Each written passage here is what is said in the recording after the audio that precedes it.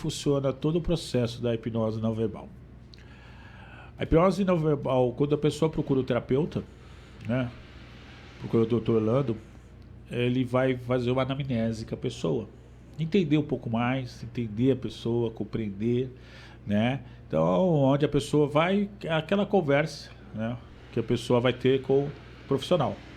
Ao ter essa conversa com o profissional, ele vai entender a dor dela, ele vai entender as queixas, vai entender como que é o ambiente que ela vive, né? Se é familiar com o marido, né? Ou se é com os pais, com os irmãos. Então ele vai ter todo esse aprofundamento na vida da pessoa para poder entender. E aí sim, ele vai começar a pessoa, o paciente começar a exteriorizar tudo aquilo que ele quer exteriorizar. Quando nós mexemos com a química, a hipnose não verbal mexe com a química da pessoa. Então, por exemplo, a pessoa está com insônia. Ela não nasceu com insônia. Algum momento traumático que fez com que ela teve insônia. Então, o que nós vamos fazer? A insônia gera uma química para ela.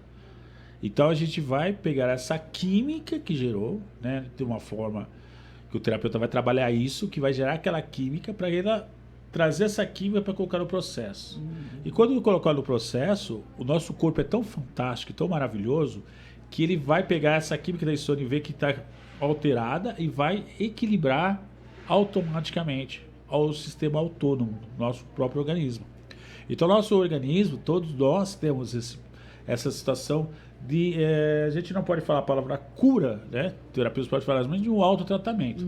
Quando você corta o dedo, você cicatriza? Você cicatriza. Por quê? Nós temos esse poder dentro do nosso organismo que ele faz a cicatrização. Assim como nós temos o poder do nosso organismo que ele faz o equilíbrio químico emocional. Então, às vezes está com raiva, você está alegre, você vai gerando químicas. E essas químicas nós vamos fazer o quê? A hipnose não verbal vai equilibrar. Porque aí é onde entra a hipnose não verbal, porque o processo, você após fazer a anamnese, você faz a pessoa no processo, não falando nada, apenas estimulando com ela a entrar no processo, ela passou pelo processo, ok? Terminou o processo, isso demora, cada caso é um caso, né? Vamos supor que demora em torno de 1h30, um tratamento, 2 horas ali o tratamento. A pessoa, ela passou, aí nós acompanhamos ela diariamente na primeira semana, porque é o movimento que nós falamos, tá? Então esse movimento é um processo que ela vai ter. Então a gente vai ver a evolução do quadro dela. Então bom dia, como você está, como que foi? E a gente vai conversando para ver a evolução. Então esse acompanhamento a gente acompanha semanalmente. Aí, por exemplo, tem que ver, avaliar a anamnese, quantas sessões precisam. Então só dentro da anamnese é que é feito o protocolo do atendimento daquele cliente ou paciente. Então, em cima disso a gente vê, precisa de 2 sessões, 3 sessões, tá? Eu não acredito em terapia que se trata em uma sessão, né? Eu vou ver, tá? Então, pode ter, mas eu não acredito, porque na realidade a primeira sessão você tem todo o conhecimento da pessoa.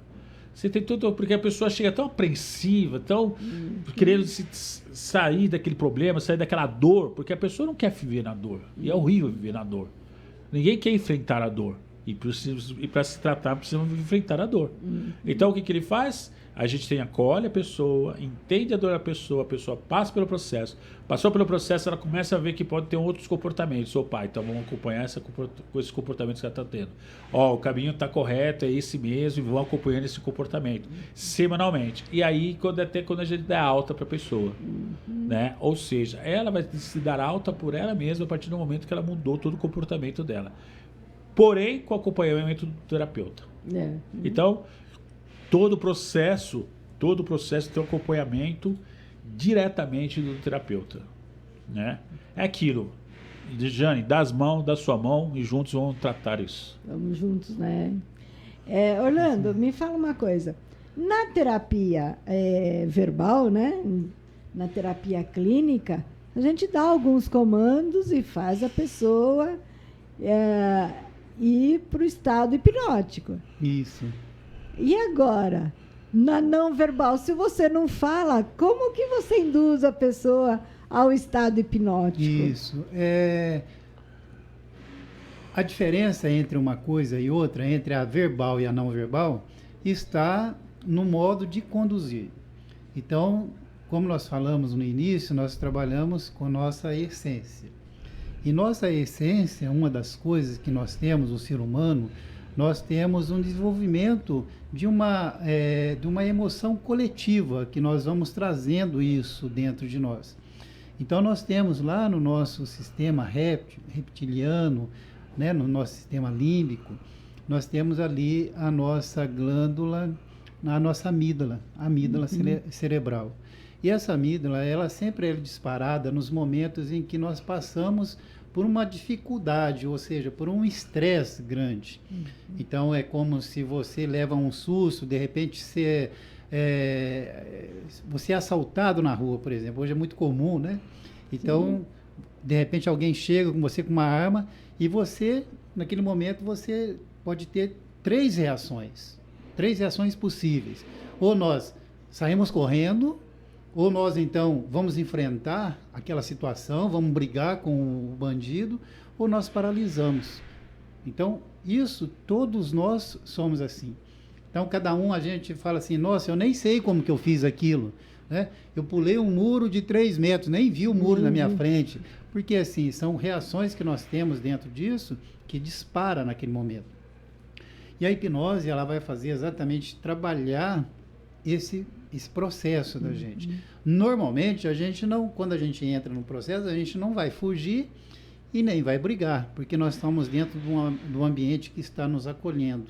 Então, o que serve para a gente é nos paralisarmos. Então, nós paramos. Então, ali começa a ter um desenvolvimento entre o nosso sistema nervoso autônomo, como diz o professor Gouveia. Então, nós temos o simpático e o parasimpático, né? O simpático é tudo aquilo que vai fazer com que a gente desperte, fica atento, fica alerta. O outro é parasimpático, é aquele que fala para, né? Para, dá menos. Parasimpático. Né? Para um pouquinho, parasimpático.